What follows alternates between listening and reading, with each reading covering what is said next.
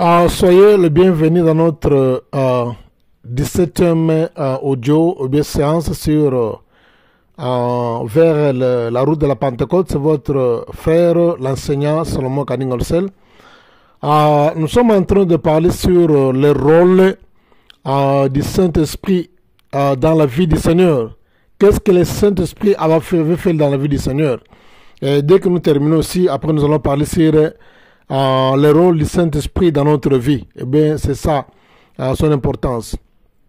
Voilà, sans plus tarder, nous étions en train de parler sur la résurrection du Seigneur et son ascension.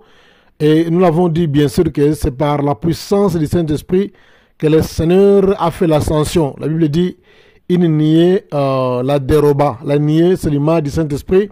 Nous le savons tous. La Bible dit même les enfants d'Israël étaient conduits sous une niée quand ils quittaient l'Égypte pour se rendre à la terre promise.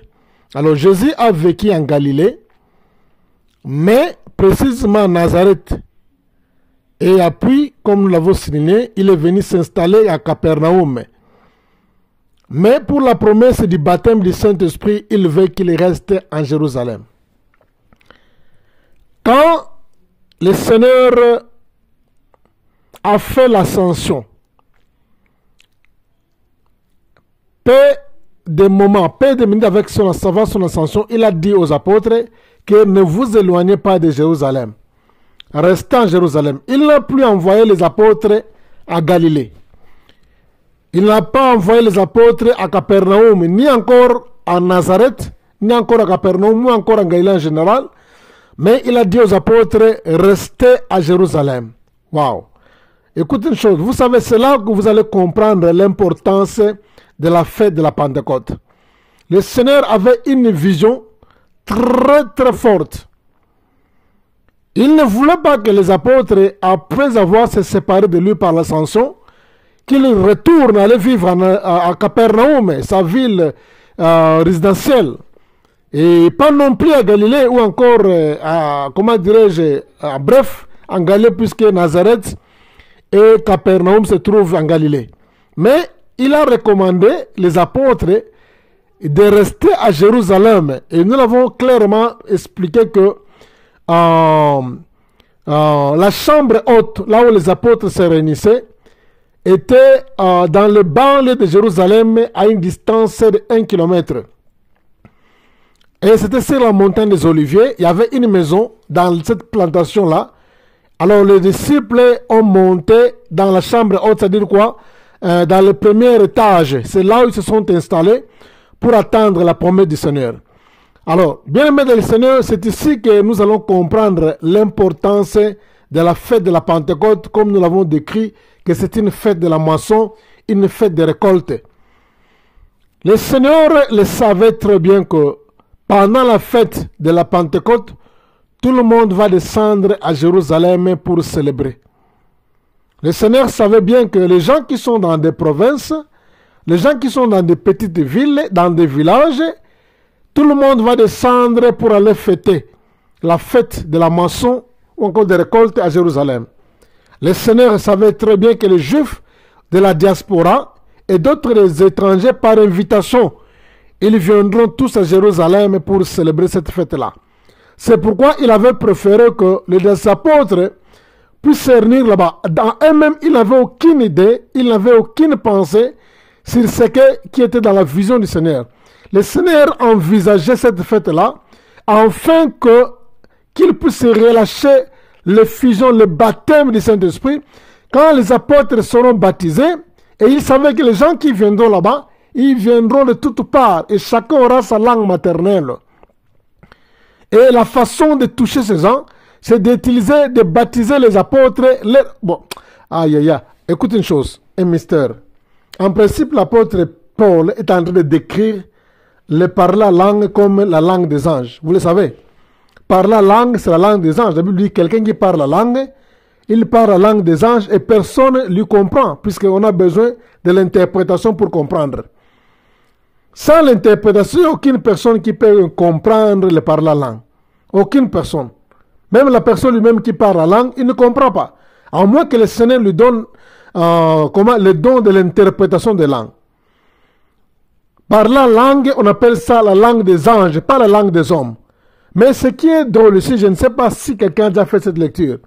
Le jour de la Pentecôte, le Saint-Esprit a baptisé les 120 personnes avec pas la langue des anges, mais avec la langue des hommes. Ils ont parlé la langue des hommes puisque le cible du Seigneur était que les Juifs qui viendront de la diaspora, les Juifs qui viendront de différentes provinces, villes et villages, quand ils viendront là-bas, maintenant ils vont écouter, chacun d'eux va écouter les apôtres s'exprimer dans leur langue locale. Et cette puissance-là, ce bruit-là, qui va s'effectuer à 3 heures, pas 3 heures du matin, mais 3e heure du jour, comme on l'avait désigné, et ils seront vraiment transformés. Voyez, le Seigneur n'a pas utilisé par la langue, comment dirais-je, la langue des anges, non?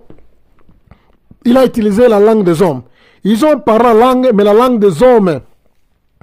La Bible dit, quand ils sont venus, chacun d'eux les écoutait parler dans sa langue locale, sa langue maternelle. Donc la puissance du Saint-Esprit, comme je l'avais dit, était capable de créer le bruit à une distance de 1 km dans les banlieues, jusqu'au centre-ville où ils ont écouté le bruit avant que les Juifs mangent. Ils ont senti la puissance de Dieu à distance. Et cette langue-là se faisait sentir à distance. Regardez quelle est cette voix-là. Quelle est cette voix-là? Oh, quelqu'un qui parle à une distance de 1 km et tout le centre-ville écoute cette voix sans micro. Non, c'était terrible ce jour-là. Là, ce jour de la Pentecôte, j'ai dit c'était terrible. Je ne pense pas que ce jour va encore exister. Mais Dieu lui-même peut encore refaire ça. Mais parfois, il fait les choses uniques. Il ne reprend pas ça 2 fois. Ce jour, c'était un jour qui était terrible. Ce n'est pas comme nous lisons la Bible, Actes des Apôtres, chapitre 2, au mérite. Non, c'était terrible. Pas la langue des anges, mais la langue des hommes. Chacun les écoutait dans sa langue maternelle. Et la chambre haute qui était située à 1 km de Jérusalem, c'était une ferme.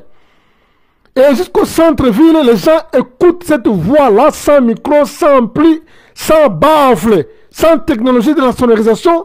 Jusqu'au centre-ville, quelqu'un écoute sa langue maternelle à une haute voix, de bruit terrible, terrible, jusqu'à tel point que tout Jérusalem était bougé. La Bible dit, oh non, les gens, 3000 personnes qui étaient converties ce jour-là, ont donné leur vie au Seigneur, étaient baptisés.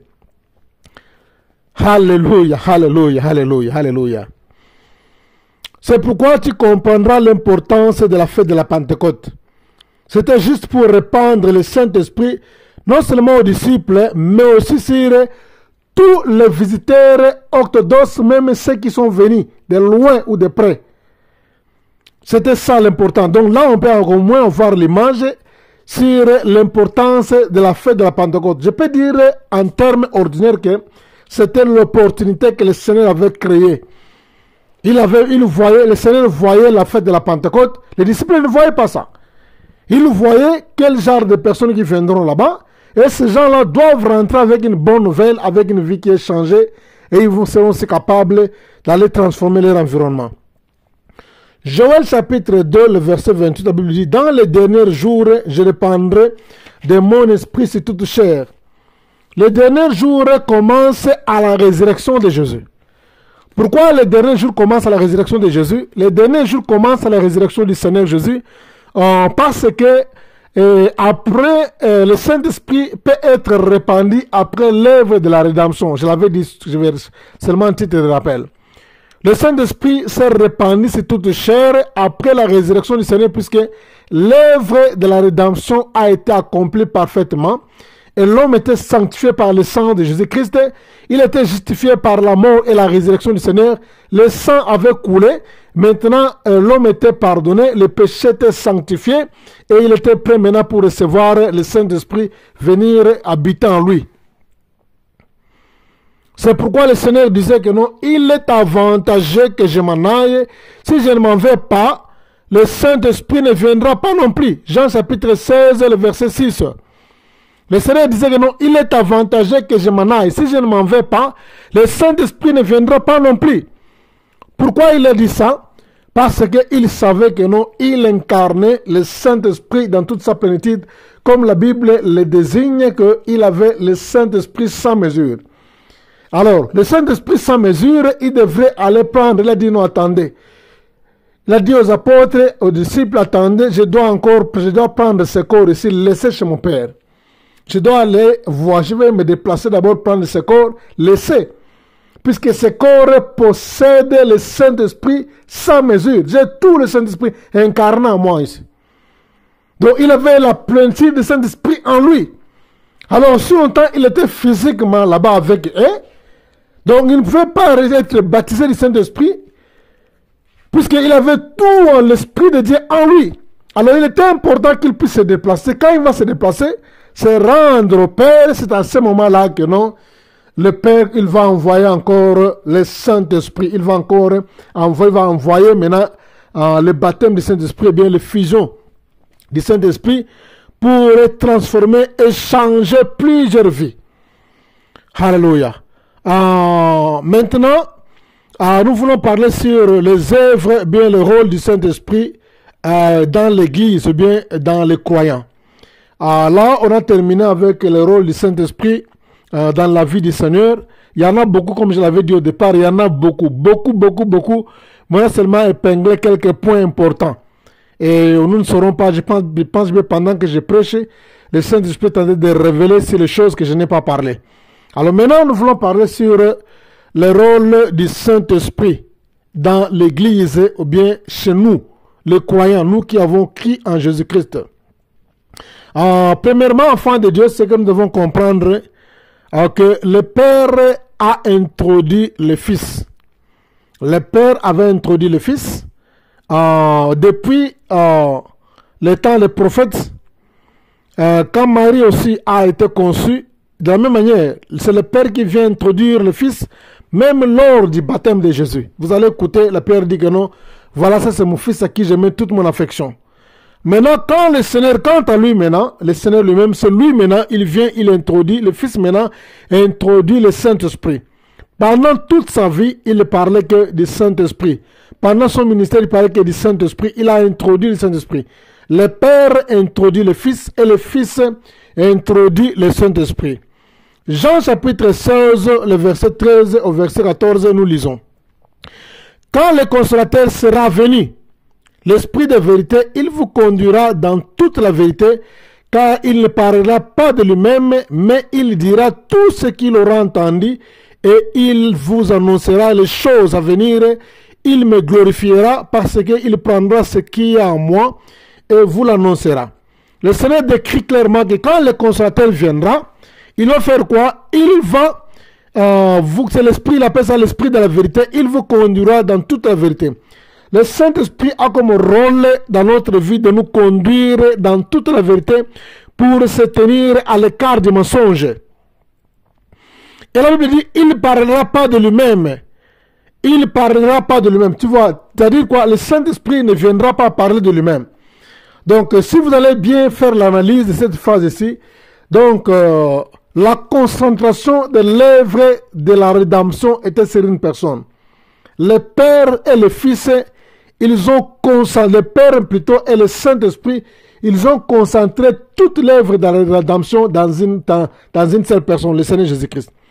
Imaginez que, là, il dit que quand le Saint-Esprit viendra, il ne parlera pas de lui-même, il parlera de moi, et le Seigneur va jusqu'à tel point que plus loin pour dire que non, il va me glorifier, il va me glorifier. Donc l'œuvre de la rédemption est bâtie tout autour de nous de Jésus. Il n'y a pas de salut en dehors de Jésus. Le Saint-Esprit n'est pas venu parler de lui-même, non. Il parlait sur le Seigneur. C'était ça le plan de Dieu, le plan de la rédemption. Donc tout le plan de la rédemption est sur la personne de Jésus. Imaginez-vous jusqu'à ce que le Saint-Esprit va jusqu'à tel point à glorifier le Fils. Oh Jésus, ça c'est redoutable. Alléluia.